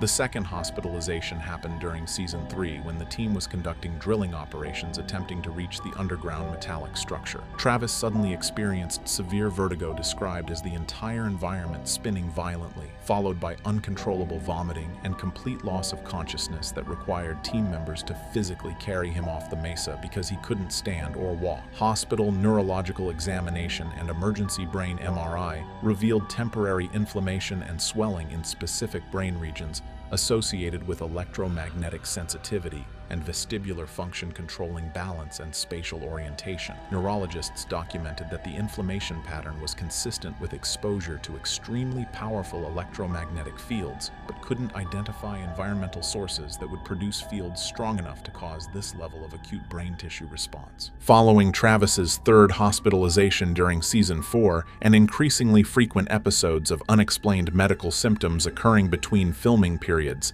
his personal physicians conducted comprehensive medical evaluations, including specialized testing protocols, specifically designed to detect radiation exposure effects and assess cumulative damage from repeated exposure to ionizing radiation across multiple years. The results of these evaluations were alarming enough that Travis's doctors explicitly advised him that continuing to work at Skinwalker Ranch posed serious long-term health risks that could not be mitigated through protective equipment or modified protocols. Blood work analysis revealed significantly depressed white blood cell counts indicating bone marrow suppression, a characteristic effect of radiation exposure that compromises the body's ability to produce blood cells and fight infections. Elevated liver enzymes suggested organ stress from processing radiation-damaged cellular material. Most concerning, specialized biomarker testing showed unusual concentrations of specific proteins and cellular damage indicators that medical literature associates with chronic radiation exposure rather than acute single exposure incidents. To investigate the white blood cell suppression further, Travis underwent bone marrow biopsy, an invasive and painful procedure where doctors extract bone marrow tissue for microscopic examination. The biopsy revealed cellular damage patterns that hematologists confirmed were consistent with ionizing radiation exposure, causing damage to stem cells responsible for blood cell production. What made this finding particularly alarming to Travis's medical team was that the damage appeared cumulative rather than acute, suggesting repeated exposure over extended time frames had created progressive deterioration of bone marrow function that would likely continue worsening with additional exposure, and that carried increased risks of serious hematological conditions including leukemia, immune system dysfunction, and potentially life-threatening complications. Additional specialized testing measured chromosomal damage in Travis's cells using techniques that detect radiation-induced breaks and aberrations in DNA structure at the molecular level. Results showed significantly elevated levels of chromosomal damage compared to normal population baselines, with damage patterns that radiation biologists confirmed were characteristic of exposure to mixed radiation fields, including both electromagnetic radiation and potentially particle radiation from unknown sources.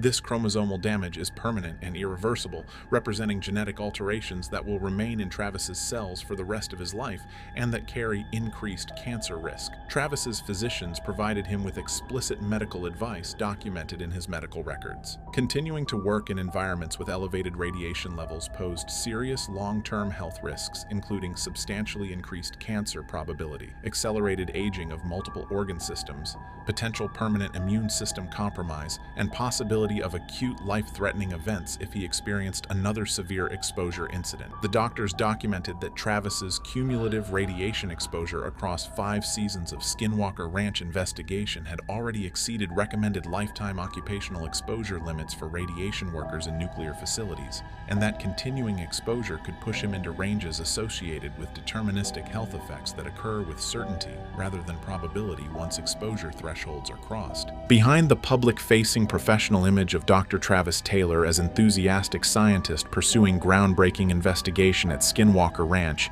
his immediate family was watching someone they loved deteriorate physically and psychologically under pressures they felt powerless to stop, leading to an ultimatum that would ultimately force Travis to choose between his career investigating the most scientifically anomalous location he had ever encountered and maintaining his marriage and relationship with his children. Travis's wife, whose identity he has protected by never naming publicly in interviews or on the show, witnessed her husband's transformation from healthy scientist excited about investigating genuine anomalies into someone experiencing chronic health problems, frequent medical emergencies, personality changes, and psychological effects that were affecting not just him but the entire family's well-being. She watched him lose significant weight despite eating normally, observed him experiencing chronic pain that required increasingly strong pain medication, noticed his hair thinning and skin developing unusual discoloration patterns consistent with radiation damage, and became alarmed when he began having nightmares so severe he would wake up screaming without memory of what he dreamed. His children,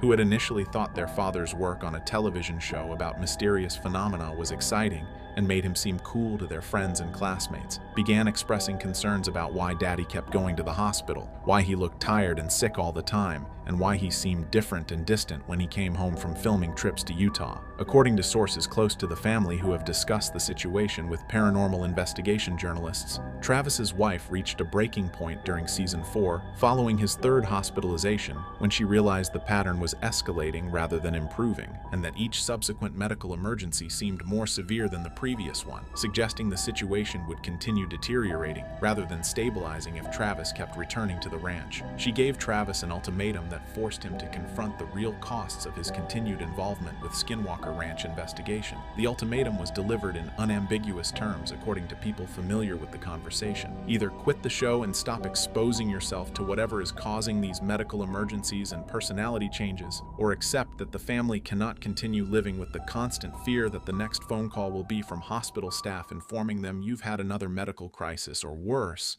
and that she would need to seriously reconsider whether the marriage could continue under these circumstances. She explained that the children were developing anxiety about him leaving for filming trips because they feared he wouldn't come back healthy or wouldn't come back at all, that she couldn't sleep during filming periods because she was terrified of receiving emergency calls, and that the psychological toll on the entire family of watching him deteriorate was unsustainable, regardless of how important he believed the scientific investigation to be or how significant the potential discoveries might be. During season 4 filming, Dr. Travis Taylor participated in a classified briefing with Department of Defense officials and Pentagon representatives who had maintained ongoing interest in Skinwalker Ranch phenomena since the 1990s, when the property was owned by Robert Bigelow and investigated under the Advanced Aerospace Weapons System Applications Program. And what Travis learned during this briefing fundamentally changed his understanding of what he was investigating and the risks he was accepting by continuing the work. This classified briefing, which Travis has obliquely referenced in interviews without providing details due to non-disclosure agreements and security clearances he maintains through his defense contractor work, apparently provided him with historical context about government knowledge of the ranch that made him realize his health problems were not unique anomalies, but rather part of a documented pattern that officials had known about for decades. According to sources familiar with the briefing content who spoke on condition of anonymity, Pentagon officials shared classified data about health effects experienced by previous investigators who had worked at the ranch during the Bigelow ownership period under government contract in the late 1990s and early 2000s. This historical health data revealed that Travis's medical emergencies and radiation exposure were not unprecedented or unexplained mysteries, but rather consistent with a pattern affecting multiple investigators who had spent extended time conducting experiments at the ranch, particularly those who worked directly with high-energy equipment or in proximity to the mesa area where the underground anomaly has been detected. The classified files apparently contained medical records showing that several previous investigators had experienced similar symptom patterns, including unexplained radiation exposure, despite no identifiable sources, acute medical emergencies during experiments involving electromagnetic or radio frequency equipment, progressive health deterioration over time with accumulating radiation damage, and in at least one documented case, permanent health damage requiring the investigator to end their career in physics research and accept long-term disability status due to chronic illness resulting from ranch exposure. Most disturbing to Travis, according to sources, the briefing apparently revealed that government officials had known about these health risks for decades through their own research programs and medical monitoring of personnel, but had not warned current investigators working at the ranch about the documented pattern because doing so would require acknowledging classified information about previous government investigation of the property and would raise questions about why current investigation was being allowed to proceed if historical data showed serious health risks. The briefing also apparently provided Travis with technical data about the underground anomaly and associated phenomena that government analysts had collected in the 1990s, showing radiation emission patterns and electromagnetic field characteristics that explained why investigators working directly above the structure or in proximity during certain types of experiments experienced acute health effects. But this technical data remained classified and could not be shared publicly or used to implement better safety protocols without revealing the classified research. Beyond the documented physical health damage from radiation exposure, Travis Taylor has experienced psychological and cognitive effects that he attributes directly to his time investigating Skinwalker Ranch, effects that persist years after his last visit to the property, and that contribute significantly to his absolute refusal to return under any circumstances. According to Travis's comments in interviews where he has discussed his experiences generally without providing specific details, and according to people close to him who have observed the changes, he experienced what he describes as fundamental alterations to his consciousness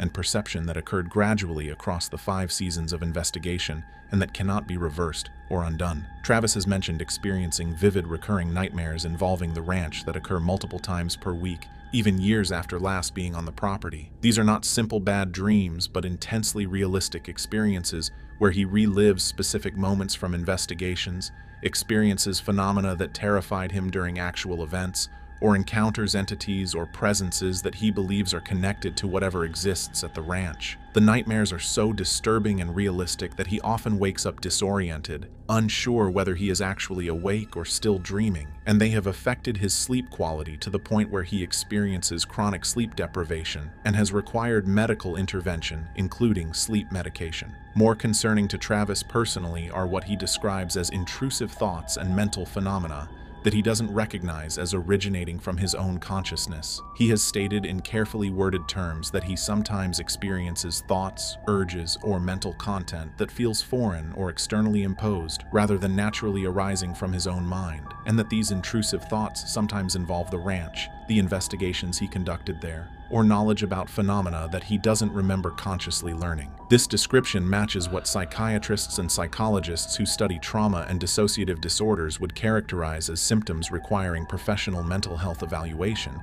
though Travis has not publicly disclosed whether he has sought such evaluation or what any diagnoses might be. People who have worked with Travis on projects since he left Skinwalker Ranch have noticed changes in his personality and behavior that they attribute to whatever he experienced. Colleagues describe him as more withdrawn, less willing to discuss certain topics, displaying anxiety or discomfort when paranormal subjects are raised, and showing what appears to be hypervigilance or heightened startle responses inconsistent with his previous calm scientific demeanor. Several people who know Travis well have stated he seems like someone who has experienced severe trauma, exhibiting psychological patterns consistent with post-traumatic stress disorder, including avoidance behaviors, emotional numbing in certain contexts, and difficulty discussing experiences that clearly affected him profoundly. Perhaps most disturbing, Travis has made carefully worded statements suggesting he believes something from Skinwalker Ranch may have attached to him or followed him from the property, creating ongoing effects that persist regardless of physical distance from Utah. One of the most frustrating aspects of Travis Taylor's refusal to return to Skinwalker Ranch is his repeated indication that he knows things about the property and phenomena occurring there that he cannot discuss publicly due to non-disclosure agreements with property owners,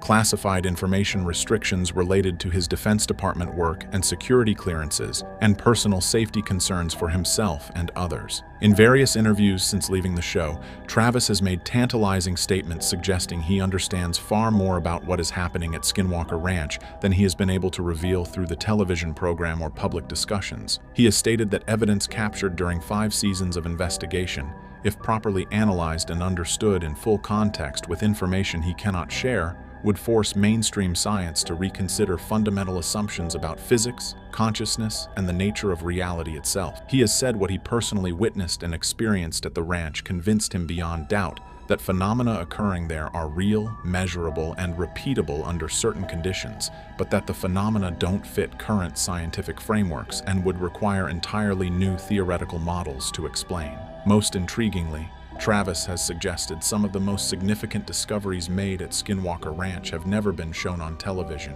and may never be publicly disclosed because of implications they carry for national security, scientific paradigms, and potentially public safety. He has mentioned certain experiments conducted at the ranch produced results so unexpected and potentially dangerous that decisions were made to not broadcast full data or describe complete findings to viewers. When pressed for details, Travis consistently states he is legally prevented from saying more, that he has signed agreements restricting what he can disclose, and that violating those agreements could result in serious consequences, including legal liability and potential loss of security clearances necessary for his other professional work. Following his departure, Travis privately contacted other investigators interested in Skinwalker Ranch, warning them the location is fundamentally different from other sites, that phenomena are real and measurable, and that exposure carries documented health risks accumulating over time causing permanent damage. He warned specifically about high-energy electromagnetic experiments,